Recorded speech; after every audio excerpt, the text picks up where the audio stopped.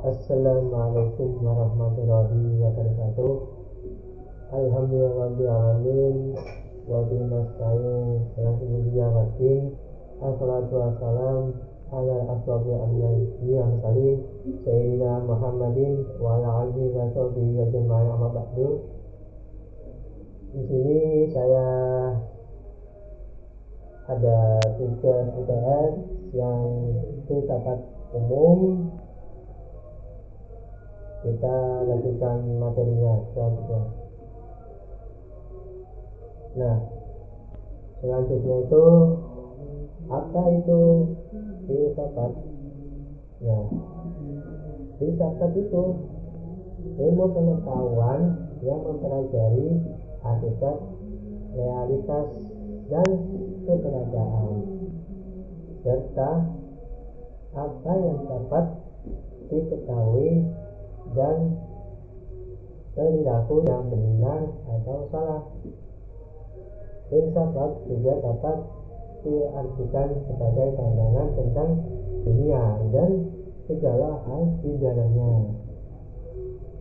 Selanjutnya, filsafat berasal dari kata Yunani filosofia yang terdiri dari philos yang berarti cinta dan sophia yang berarti kebijaksanaan. Filsafat merupakan salah satu ilmu tertua yang menggunakan metode seperti mengajukan pertanyaan, diskusi kritikal, dialektik, dan presentasi sistematik.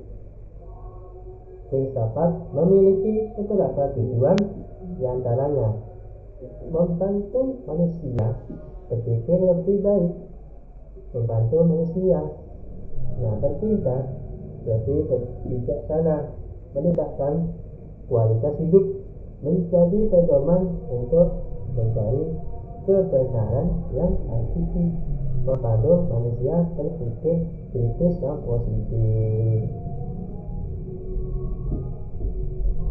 Oke, lanjut tentang pengertian filsafat. Nah, ada tahu nggak filsafat itu apa? Filsafat adalah ilmu yang mempelajari hakikat segala hal yang ada, asal, sebab, dan hukumnya. Filsafat juga dapat diartikan sebagai pandangan tentang dunia dan segala hal di dalamnya. Kata filsafat berasal dari bahasa Yunani, yaitu philos, yang berasal dari cinta, dan sophos, pokoknya itu, yang berarti kebijaksanaan. Dengan demikian, filsafat dapat diartikan sebagai cinta pada kebijaksanaan. Oke, lanjut. Nah, ini ada beberapa cabang filsafat ya. Yang pertama itu epistemologi.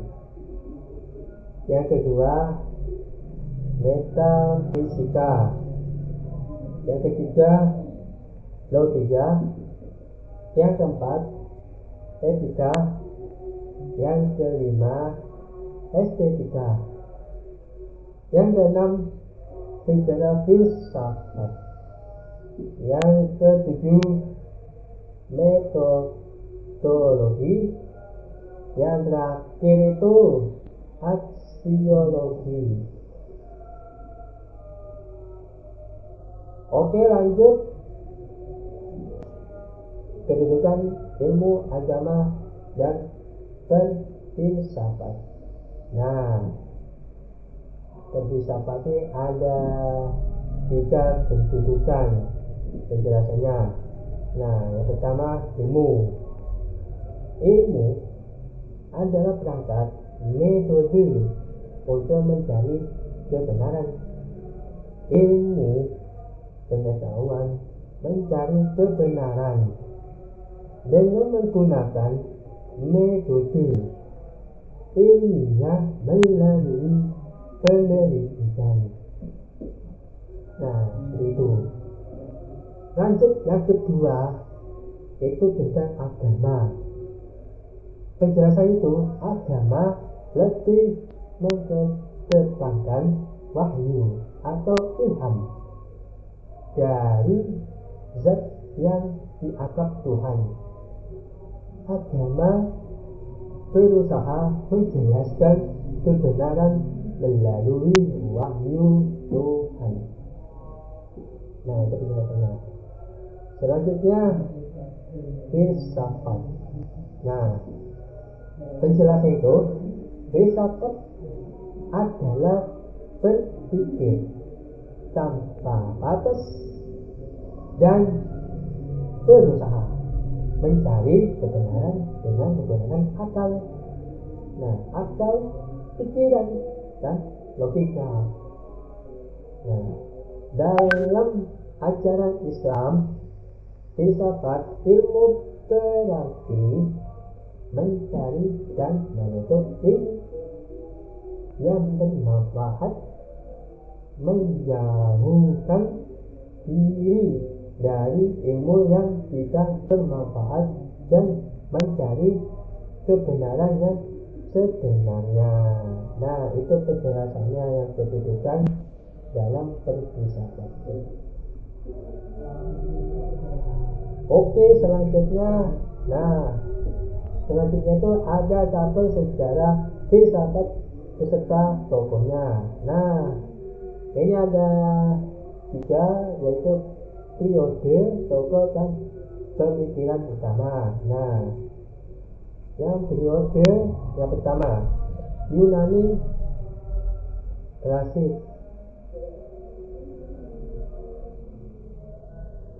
Yunani klasik. Nah, tokohnya itu yaitu Socrates, Plato, Aristoteles, Herodotus, Parmenides, dan Pythagoras. Pemikiran utamanya, filsafat yang berkembang pesat terutama di Athena. Berikut adalah beberapa pemikiran utama dalam filsafat Yunani klasik. Penyebab pertama, filsafat Yunani kuno berfokus pada penyelidikan. Penyebab pertama, dari fenomena yang terlihat, pluralisme substansi. Nah, Anaxagoras dan Empedokles percaya bahwa alam semesta terdiri dari lebih dari satu jenis materi dasar, atomisme. Aliran atomisme berpendapat bahwa alam semesta terdiri dari atom-atom kecil yang tidak dapat dibagi. Stoikisme menegakkan pada nilai-nilai seperti keadilan, kebijaksanaan, menahan diri, dan keberanian. Oke, selanjutnya masa abad pertengahan. Nah, tokohnya itu Augustinus, Plinius, Johannes, Quintus, Erigena, Anselmus, Textus, Abelardus, Bonaventura dan Thomas Aquinas. Pemikiran utama beberapa pemikiran utama pada masa abad pertengahan di antaranya filsafat di abad pertengahan berorientasi pada agama Kristen dan disebut sebagai filsafat divinitas teologi. Pemikiran politik pada masa abad pertengahan dipengaruhi oleh ajaran agama Agustinus yang mengkontraskan dua jenis negara, yaitu civitas negara Tuhan dan civitas terrena negara duniawi. Thomas Aquinas yang menegakkan pentingnya hukum alam dan moralitas dalam pemerintahnya. Contohnya Marsilius dari Padua yang menegakkan kekuasaan rakyat dan pembuatan undang-undang sebagai inti dari pemerintahan yang baik. Oke, selanjutnya periode filsafat Islam.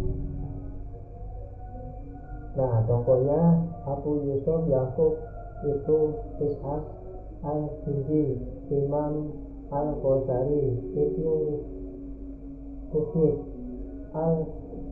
al-Farabi, Ikhwan al-Shafaa. Pemikiran itu hasil pemikiran filsuf tentang ketuhanan, kenabian, manusia dan alam yang disinari ajaran Islam. Filsafat Islam memiliki beberapa karakteristik, yaitu berlandaskan pada Al-Quran dan hadis, menggunakan dalil-dalil wahyu, dan rasional, logis, dan sistematis.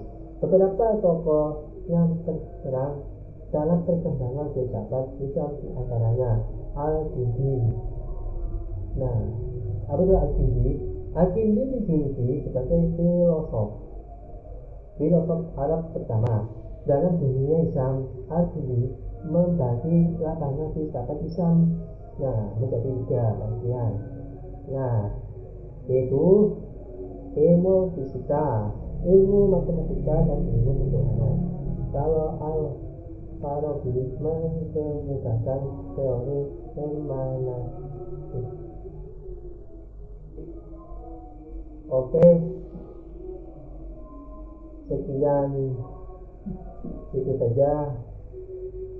Kurang lebihnya saya mohon maaf. Ihdinas siratal mustaqim. Assalamualaikum warahmatullahi wabarakatuh.